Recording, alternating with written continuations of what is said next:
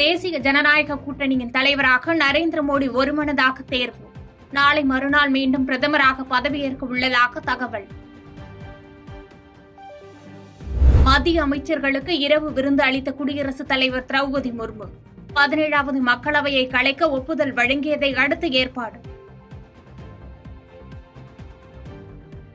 தேசம் முன்னேற்றம் மற்றும் மாநில விருப்பங்கள் நிறைவேற்றம் ஆகியவற்றை கொண்டது தேசிய ஜனநாயக கூட்டணி.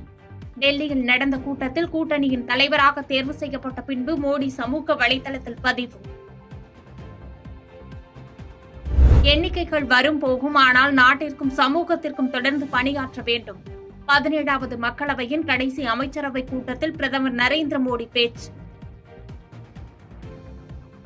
பாதகம் செய்பவரை கண்டால் நாம் பயங்கொள்ளலாகாது பாப்பா, மோதி மிதித்து விடு பாப்பா, அவர் முகத்தில் உமிழ்ந்து விடு பாப்பா. அண்மை செய்திகளை உடனுக்குடன் தெரிந்து கொள்ள இணைந்திருங்கள் இயம்நாடு தொலைக்காட்சியுடன்.